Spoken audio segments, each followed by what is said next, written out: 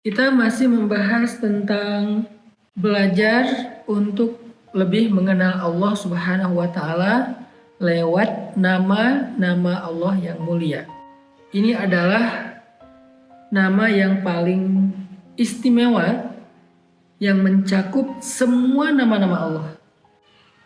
Kata Allah adalah kata atau nama yang sangat istimewa. Kalau dalam definisi bahasa Arab disebut dengan Ismul A'zam, nama yang paling agung dan paling tinggi. Jadi kalau misalnya kita mau memanggil Allah dengan panggilan nama-namanya Ar-Rahman, Ar-Rahim, Ar-Razzaq, Al-Wahhab, maka semua nama itu kalau kita ganti, kita panggil dengan nama Ya Allah, maka itu sudah mencakup semua nama-nama Allah yang mulia. Coba perhatikan firman Allah di dalam surat Al-A'raf. Kita tilawah dulu satu ayat.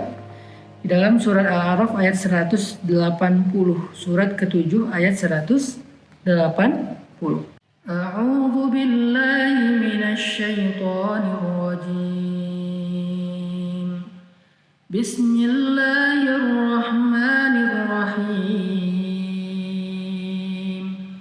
Walillahil asma'ul husna fad'uuhu biha wadharul ladzina yulhiduna fi asma'ihi sayujzawna ma kanu ya'malun. Allah punya banyak nama, Asma'ul Husna. Walaupun yang kita hafal adalah 99, tetapi kata jumhur ulama namanya lebih daripada 99 dan tidak terbatas. Tidak ada yang tahu persisnya jumlah nama-nama Allah itu berapa. Saking agungnya Allah. Ketika kalian meminta rezeki, Ya Razzaq, Ya Wahhab, Ya Fattah, kalian bisa memanggil nama itu.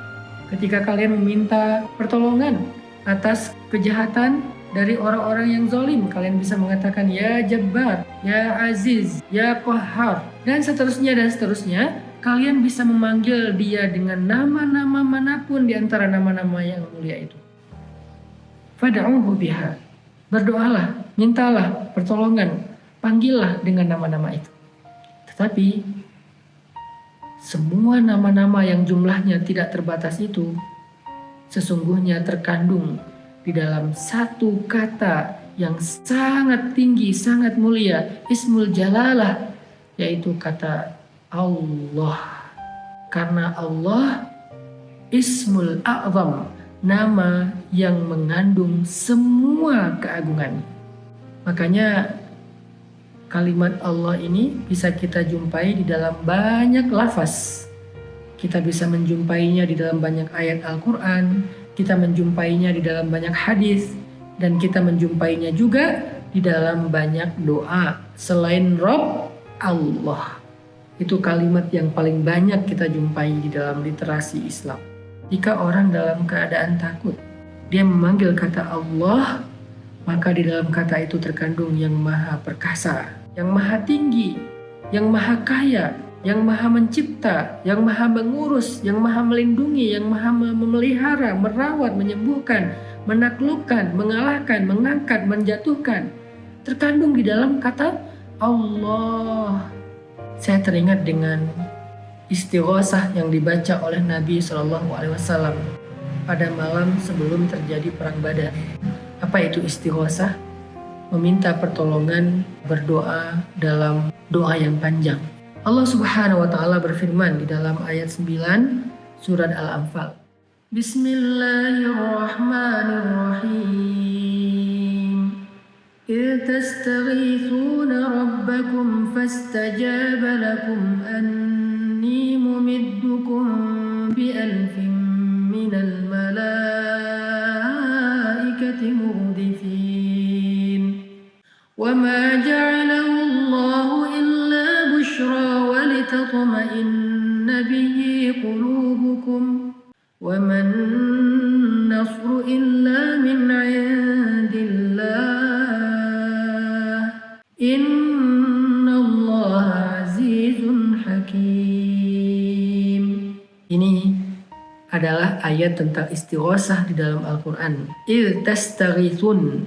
Jadi tastaghithun artinya beristighosah terus menerus, meminta tolong kepada Allah terus menerus sepanjang malam. Redaksi dari doa Nabi Shallallahu Alaihi Wasallam malam sebelum terjadi perang Badar. Apa kata Nabi? Allahumma hadhihi Quraisy qad atat bi khuyalaiha wa fakhriha tujadilu wa tukadzib rasulak. Allahumma nasruka alladhi wa'adtani. Allahumma in tuhlik hadhihi al-isabah min ahli al-Islam la tu'bad fil ardh. Coba perhatikan kalimatnya. 3 kali Nabi Muhammad memanggil Allah dengan kata Allahumma. Ya Allah, berikanlah kepadaku pertolongan yang Engkau janjikan. Fanasruka alladhi wa'adtani. Ya Allah, kalau besok hamba-hambamu, para kaum muslimin ini terbunuh binasa, la tu'bad fil ardh, maka tidak ada lagi orang yang menyembahmu di muka bumi. Ya Allah, saya tidak mampu menghadapi ini sendiri tanpamu. Ulangi lagi. Sepanjang malam Nabi berdoa dengan air mata yang membasahi janggut beliau yang mulia sampai rida beliau. Jatuh lagi, kemudian diletakkan lagi oleh Abu Bakar ke kepala beliau, jatuh lagi, diletakkan lagi, jatuh, karena Nabi terus menengadah ke langit sampai subuh. Coba kita lihat di dalam ayat ke-9 tadi. Ketika engkau Muhammad meminta tolong kepada Tuhanmu dengan kalimat Allahumma ya Allah ya Allah ya Allah, fastajaba lakum. Allah mengijabah doa dan permintaan kalian. Allah menjawab, Allah memenuhi panggilan kalian dengan mengatakan anni mumiddukum bi'alfim minal malaikati murdifin.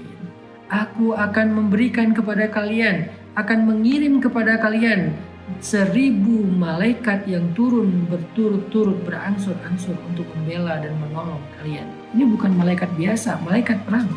Itulah dahsyatnya kalimat Allah, agung. Gak ada yang menandingi keagungannya.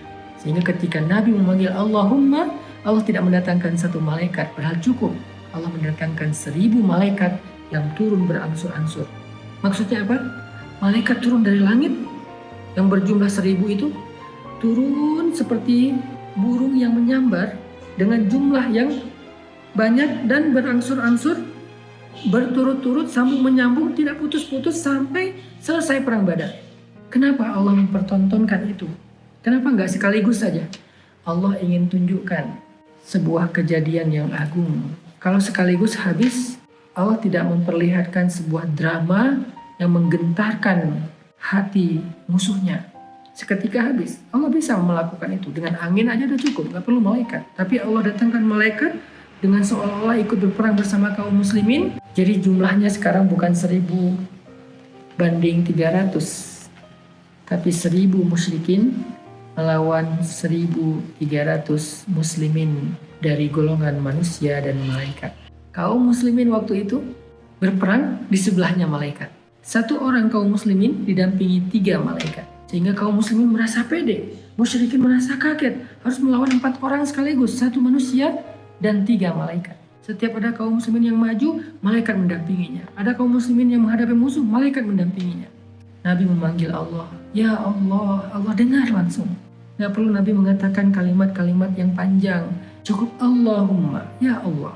Fastajaba lakum. Allah langsung mendengar. Ada apa wahai hambaku? Ada apa wahai Rasulku? Ada apa wahai kekasihku? Ada apa wahai Muhammad?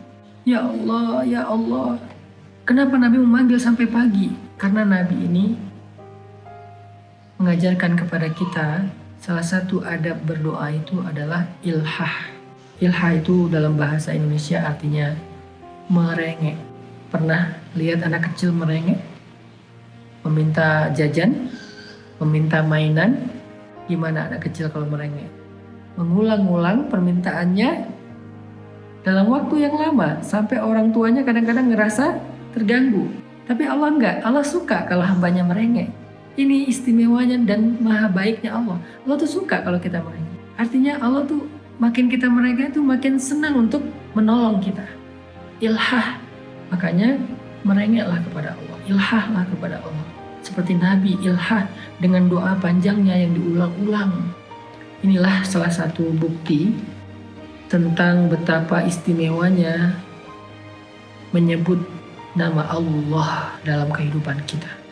Kalau kita tahu bagaimana cara menyebut nama itu di dalam doa, di dalam kegiatan aktivitas kita sehari-hari, kita akan melihat keajaiban-keajaiban yang dahsyat seperti yang Allah tunjukkan di dalam perang Badar dengan 1000 malaikat.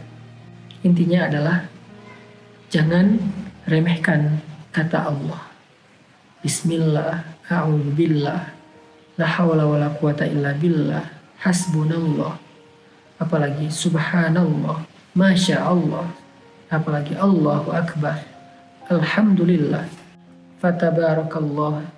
Semua yang ada kandungan kata Allah, insya Allah. Jangan remehkan kata insya Allah. Kata insya Allah itu kalimat tawakal. Insya Allah itu kalimat tawakal. Kalau kita gunakan pada tempat yang tepat, insya Allah itu akan powerful banget. Ketika saya bilang insya Allah, berarti saya melibatkan Allah, seolah-olah saya mengatakan, ya Allah, bantulah kami. Ya Allah, wujudkanlah harapan kami. Ya Allah, mudahkanlah urusan kami. Itu yang terkandung di dalam kata insya Allah. Bismillah, itu bukan kalimat biasa, itu kalimat yang berat. Makanya Nabi mengatakan, segala sesuatu yang di dalamnya ada nama Allah akan diberkahi. Dan segala sesuatu yang di dalamnya tidak ada nama Allah, maka akan tercabut keberkahannya. Mudah-mudahan kita bisa sekarang lebih semangat lagi menyebut berzikir dengan nama Allah ini, membasahi lisan kita dengan nama Allah lebih sering kita sebut daripada nama-nama apapun dalam kehidupan kita sehari-hari. Sehingga dengan sering-seringnya kita menyebut nama Allah, Allah akan memberkahi kehidupan kita.